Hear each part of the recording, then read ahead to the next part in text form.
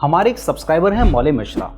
उन्हें एक बार एक ट्रेड में 20,000 रुपए का प्रॉफिट हो रहा था, लेकिन लास्ट में उन्हें 30,000 रुपए का लॉस हो गया। शुभम विश्वकर्मा कहते हैं कि उन्होंने एक बार ट्रेडिंग से ना अपने 2,000 रुपए को 16,000 रुपए बना दिया था, लेकिन उसके बाद सिर्फ एक ही दिन में वो सारा पैसा डुबा दिया। ये आप ही लोगों के रियल कमेंट्स हैं, और सिर्फ ये 2 कमेंट्स नहीं, ऐसे बहुत सारे कमेंट्स हैं। तो सोचने वाली बात तो ये है कि जब आपको प्रॉफिट हुआ तो इसका मतलब तो आपको ट्रेडिंग आती है, आपकी स्ट्रेटजी भी काम करती है, लेकिन फिर क्यों लास्ट में आपको लॉस हो जाता है? आप जो भी कमाते हो उसको वापस मार्केट को देकर चले जाते हो। तो इसका रीजन ये है कि देखो, आपकी जो साइकोलॉजी है ना, वो ट्रेडिंग के हिसाब से ठीक नहीं है, उसको इम्प्रूव करने की जरूरत है। और अगर आप इस वीडियो को ध्यान से देख लेंगे तो वो इम्प्रूवमेंट आज आपका इस वीडियो से हो जाएगा। तो वीडियो को पूरा ध्यान से देखिएगा।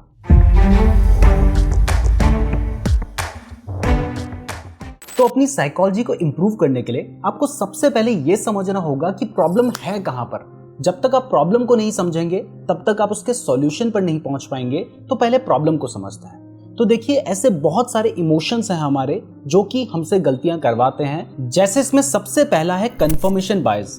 कई बार जब आप ट्रेड करते हो ना, तो आप मान के बैठे होते हो कि मार्केट बढ़ेगा, तो अब आप वही स्ट्रेटजीज अप्लाई करने की कोशिश करोगे, वही एनालिसिस करने की कोशिश करोगे जिसमें आपको लगेगा कि मार्केट तो बढ़ना ही है। अब इस वजह से होगा क्या कि क्योंकि आपका नैरेटिव पहले से ही है और आप पहले से ही कंफर्म होके बैठे हो कि मार्केट बढ़ेगा, तो आप इसके जो नेगेटिव पॉइंट्स होंगे कि क्यों मार्केट गिर सकता है, इनको इग्नोर करोगे। तो इस बाइस को अवॉइड करने के लिए आपको सबसे पहले जो भी आपका नैरेटिव है, मतलब आपको लगता है कि मार्केट बढ़ेगा, तो आप उसके ना अगेंस्ट भी सोचकर देखो। मतलब आप देखो कि मार्केट क्यों गिर सकता है।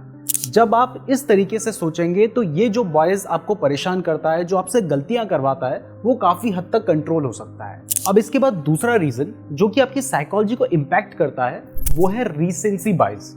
सोचो आपको 3 ट्रेड में लॉस हो जाए, तो इसके बाद आप क्या करेंगे?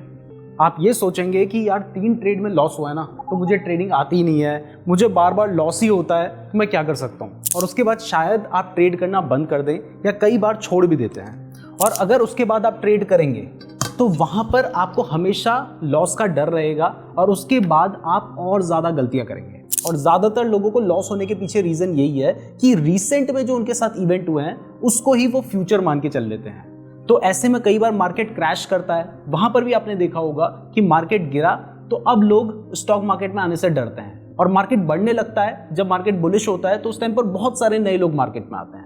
तो इसको रीसेंसी बायस कहते हैं। इसका एक एग्जांपल आपको दूं तो जब कोई प्लेन क्रैश होता है तो उसके बाद आपने देखा होगा कि लोग प्लेन में जाने से डरते हैं।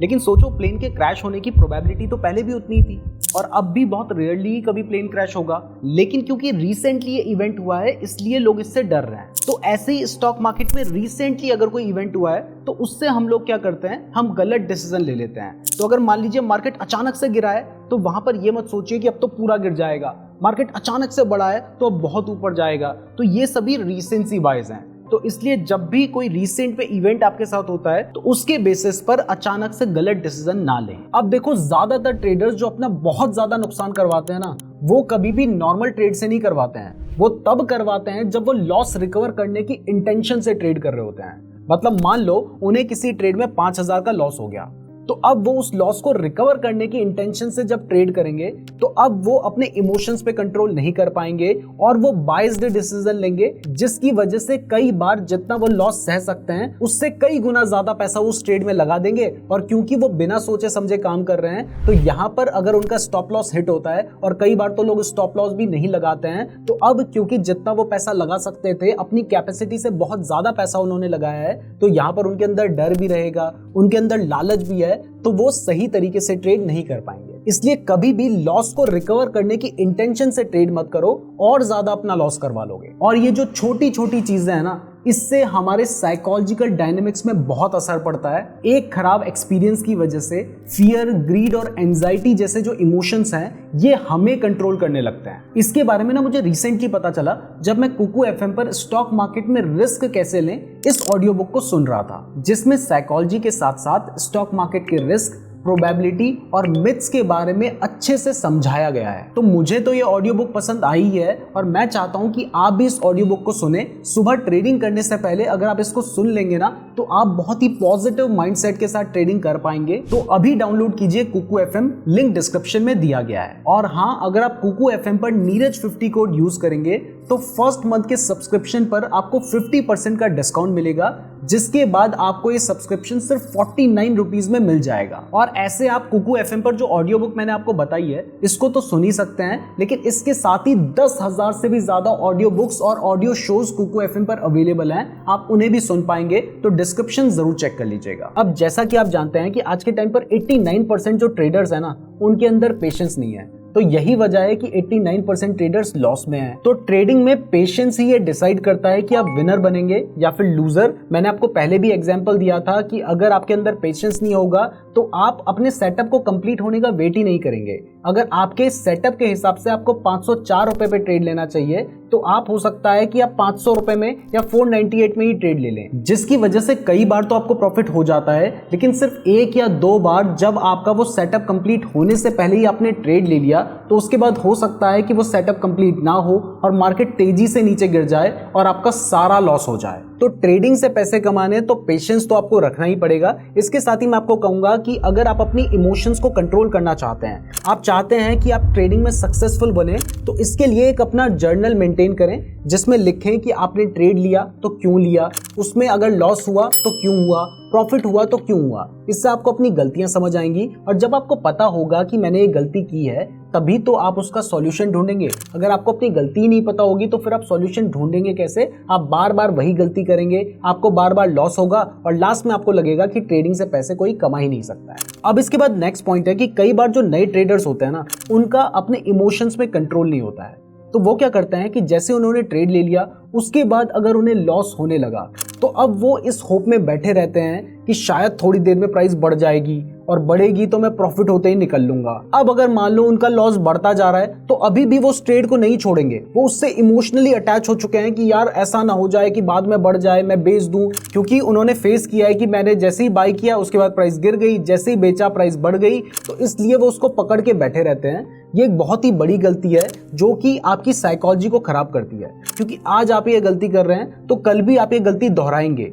तो आपको अपनी गलतियों को रिपीट नहीं करना है और अगर आपको किसी ट्रेड में एक बार लॉस हो रहा है तो उस लॉस को जितना जल्दी क्लोज कर सकते हो कर दो, डिपेंडिंग अपॉन कि आपकी स्ट्रेटजी काम नहीं कर रही है। अब इसके बाद जो नेक्स्ट पॉइंट है वो ये है कि जो नए ट्रेडर्स होते हैं ना उनमें शुरुआत में कॉन्फिडेंस बिल्कुल अलग लेवल का ही होता है, क्योंकि एक तो उन्होंने अभी उतने बड़े बड़े लॉस खाए नहीं है तो उनको लगता है कि यार मार्केट से पैसा कमाना बड़ा आसान है। तो वो क्या करते हैं कि जैसे मान लीजिए उन्होंने एक ट्रेड में एंटर कर लिया, कई बार तो बिना किसी स्ट्रैटेजी के कर लेंगे और चलो स्ट्रैटेजी भी अप्लाई कर दी और उसके बाद उन्हें प्रॉफिट हो गया, तो अब वो क्या करेंगे, क्योंकि कॉन्फिडेंस तो बहुत ज्यादा बढ़ चुका है, अब वो और ज्यादा पैसे लगा देंगे, मतलब बिना सोचे समझे अपनी कैपिटल को अचानक से बढ़ा देंगे। और कई बार तो कुछ लोग ऐसी भी गलती करते हैं कि लोन लेकर इन्वेस्ट कर देते हैं। तो अगर कोई लोन लेकर इन्वेस्ट कर रहा है तो वहां पर आपके इमोशंस कंट्रोल में कैसे रहेंगे? तो अगर मान लीजिए आपको किसी ट्रेड में प्रॉफिट हो जाता है तो उससे आपको ओवर कॉन्फिडेंट नहीं होना है। आपको समझना है कि ये मार्केट है, यहाँ पर कुछ भी हो सकता है, अभी प्रॉफिट हुआ है तो अचानक से तेजी से लॉस भी हो सकता है। इसलिए ओवर कॉन्फिडेंस में आकर बिना सोचे समझे अगर एक भी ट्रेड करोगे तो सारा पैसा डूब जाएगा। तो इस चीज को भी आपने ध्यान रखना है। अब जो नेक्स्ट पॉइंट है ना, इसकी वजह से ज्यादातर लोग मार्केट में आने से पहले ही समझ लीजिए कि जिस दिन वो मार्केट में आएंगे उस दिन वो लॉस करवाएंगे, और ये पक्का है, होना है।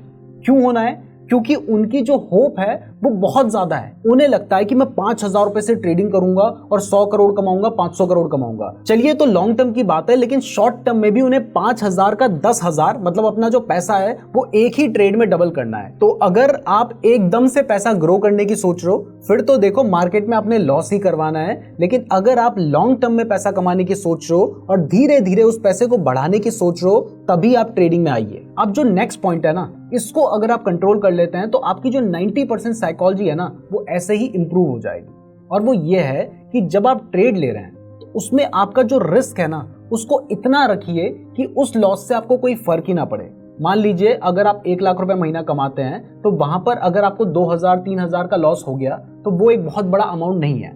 लेकिन अगर आप 5,000 रुपए महीना कमाते हैं और वहां पर आपको 3,000 रुपए का लॉस हो गया, तो ये एक बहुत बड़ा अमाउंट होगा आपके लिए। तो आप अपनी फाइनेंशियल कंडीशन और अपनी रिस्क कैपेसिटी के हिसाब से पहले ही डिसाइड कर लीजिए कि आप एक ट्रेड में कितना लॉस सह सकते हैं, और वो लॉस ऐसा होना चाहिए जिससे आपको बहुत ज्यादा फर्क ना पड़े। अब क्योंकि आपको पता है कि ये लॉस अगर आपको हो भी गया तो आपको बहुत ज्यादा फर्क नहीं पड़ेगा, तो अब आपके अंदर जो अननेसेसरी डर होगा वो डर नहीं आएगा और आप अपनी स्ट्रेटजी को सही तरीके से फॉलो कर पाएंगे। मैं उम्मीद करता हूं आपको वीडियो पसंद आई होगी। वीडियो पसंद आई है तो लाइक जरूर कीजिएगा। इस तरीके की और वीडियोस देखने के लिए चैनल को जरूर सब्सक्राइब कर लीजिएगा, और इसके साथ ही कुकू एफएम का लिंक मैंने आपको डिस्क्रिप्शन पे दे रखा है, और वहां पर स्टॉक मार्केट में रिस्क कैसे लें इस ऑडियो बुक को जरूर सुनिएगा। धन्यवाद।